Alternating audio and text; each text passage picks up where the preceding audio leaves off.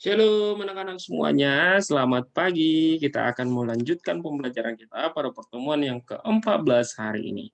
Anak-anak, kalau sebelumnya kita sudah belajar banyak hal tentang Allah sanggup menyembuhkan dan bagaimana Allah menginginkan kita dapat beriman seperti Bartimeus, kita mampu percaya kepada Tuhan Yesus seperti Bartimeus.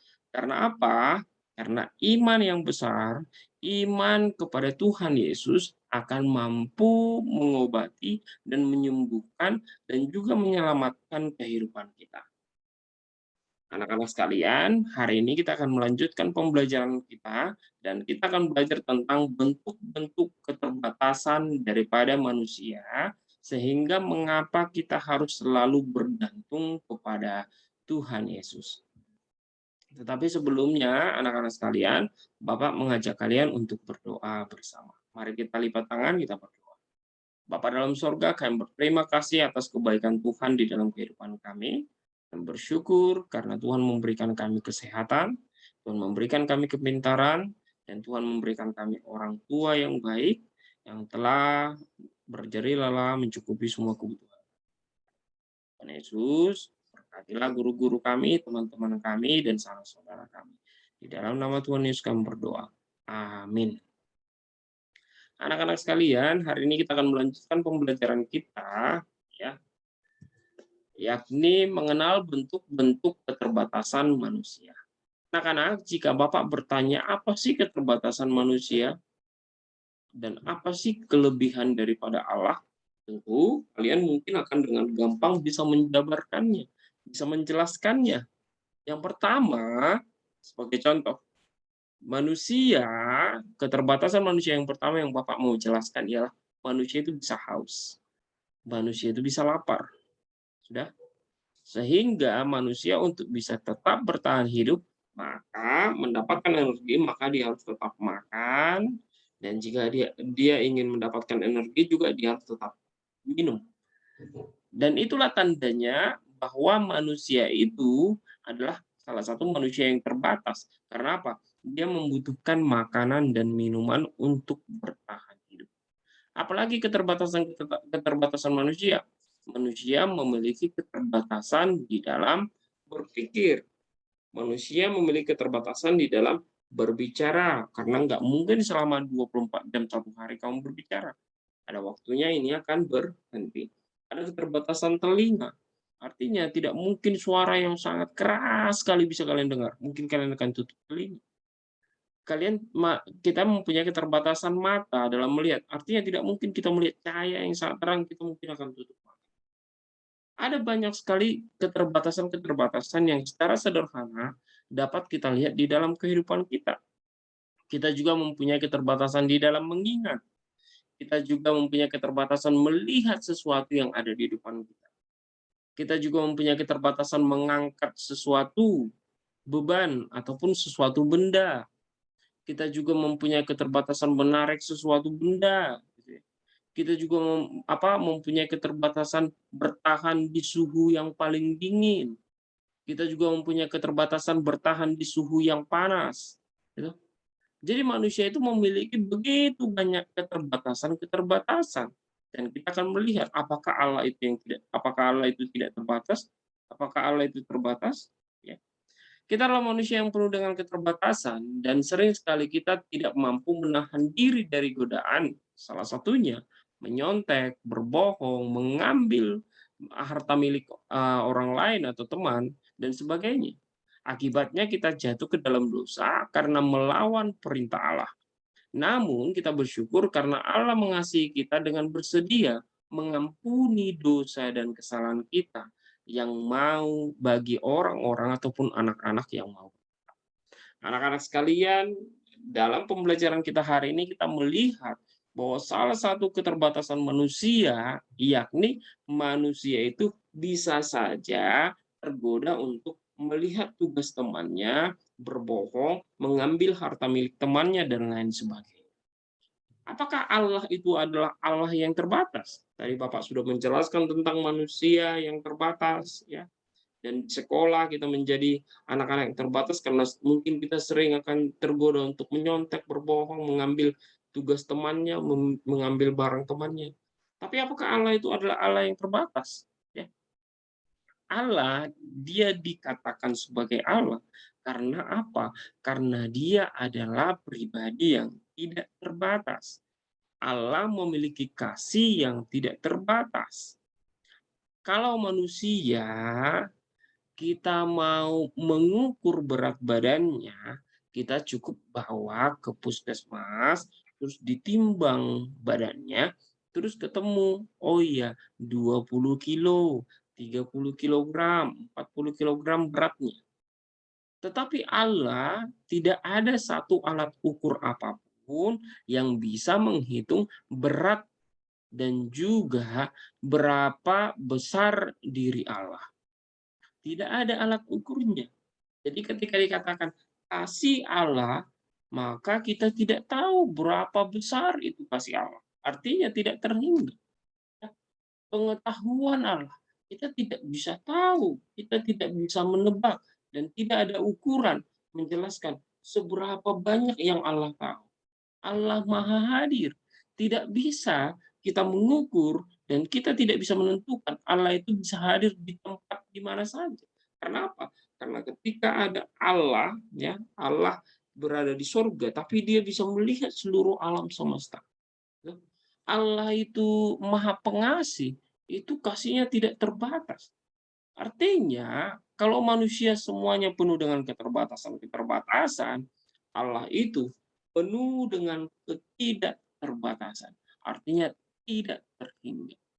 Segala sesuatu yang dimiliki Allah itu tidak terhingga. Jadi oleh karena itu, anak-anak sekalian perlu dipahami, ya, kita adalah anak-anak yang terbatas, kita adalah anak-anak yang memiliki begitu banyak kelemahan, kita anak-anak yang sering sekali tidak bisa menahan diri dari godaan-godaan yang tidak baik, ya. Jadi anak-anak sekalian dalam pembelajaran hari ini mengenal bentuk-bentuk keterbatasan manusia, ya. Kita bisa menjelaskan apa sih keterbatasan kita sebagai anak gitu. Maka kita perlu untuk mengakui keterbatasan kita sebagai manusia. Kita dalam beberapa tugas misalnya bisa membuat, misalnya menyusun bentuk-bentuk keterbatasan manusia, potongan-potongan gambar keterbatasan manusia, terus membuat sebuah cerita tentang keterbatasan manusia, menggambar tentang sebuah keterbatasan manusia, tetapi itu nanti akan Bapak tugaskan kalau kita sudah bisa mendapat waktu pada ya. Coba perhatikan dalam rangkuman pembelajarannya, ya. Allah sangat mengasihi manusia, namun manusia sering sekali menurut kehendaknya sendiri. Sering sekali manusia lebih mengikuti keinginan hatinya. Manusia melakukan perbuatan yang tidak sesuai dan tidak disukai oleh Allah. Manusia menyakiti hati sesamanya, padahal Allah memerintahkan supaya manusia saling mengasihi. Situasi ini yang juga membuat Mika dalam pembelajaran kita, ya, tokoh Alkitab Mika mengingatkan bangsa-bangsa Israel agar segera bertobat karena penghakiman Allah akan segera dinyatakan. Ya, jadi apa yang menjadi bentuk keterbatasan-keterbatasan manusia itu sudah diingatkan untuk tidak dilakukan kembali. Karena apa? Karena Allah tidak mengingini orang yang melakukan hal-hal yang tidak berkenan di hadapan Allah. Sebagai manusia, kita pun sering sekali melakukan hal-hal yang tidak berkenan kepada Allah, padahal Dia begitu mengasihi kita. Dia telah memberikan kasih-Nya yang besar kepada kita. Keterbatasan kita membuat kita sering sekali jatuh ke dalam dosa. Oleh sebab itu, kita membutuhkan bimbingan dari Allah supaya kita mampu melakukan perintah. Jadi, di dalam doa, kita harus meminta Allah untuk menuntun kehidupan kita, untuk membimbing kehidupan kita, untuk kita bisa mengikuti kehendak-kehendak Tuhan di dalam kehidupan kita.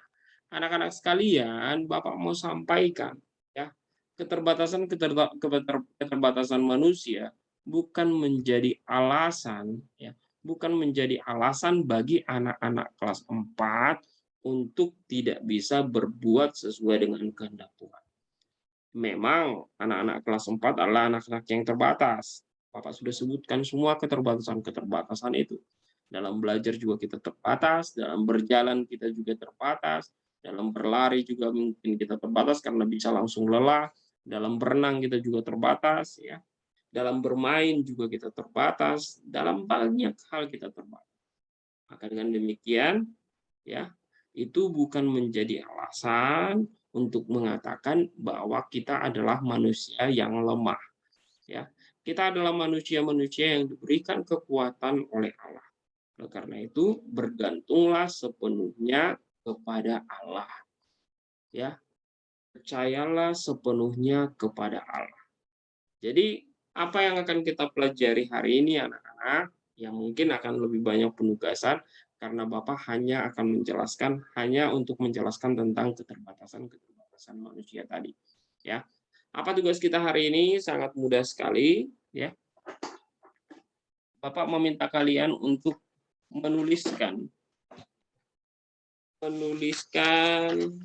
ini dia tugasnya. Bapak meminta kalian untuk menuliskan 10 ayat Alkitab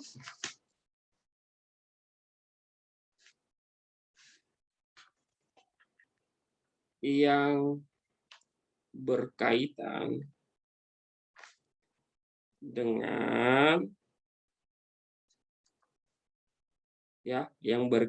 dengan seseorang yang harus percaya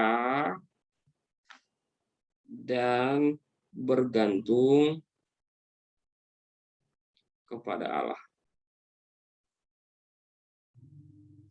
Jadi mencari, ini tugas, kalian bisa cari dari mana saja sumbernya, bisa menanyakan orang tua, bisa menanyakan sekelilingnya. Mencari 10 ayat Alkitab yang berkaitan dengan seseorang yang percaya dan harus bergantung kepada Allah.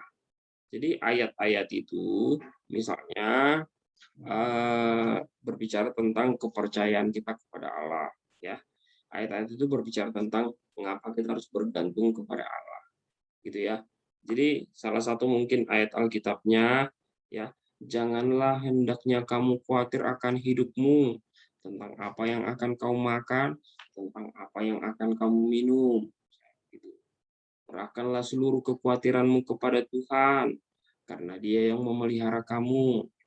Jadi minta bantuan kepada orang-orang dewasa di sekelilingmu untuk membantu kamu menemukan ayat-ayat yang seperti itu, di mana seseorang harus percaya kepada Tuhan dan bergantung sepenuhnya kepada Tuhan.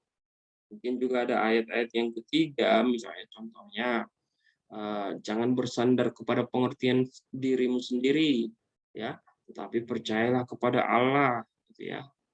Ada banyak ayat-ayat juga ya, jangan mengandalkan kekuatanmu. Ada banyak sekali ayat, tanyakan kepada orang tua.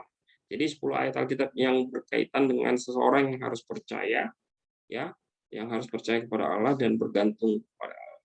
Oke anak-anak, Bapak hanya menyimpulkan tentang hal itu hari ini, ya. Tuhan memberkati kita semua. Sampai di sini pembelajaran kita hari ini. Shalom semuanya, Tuhan memberkati.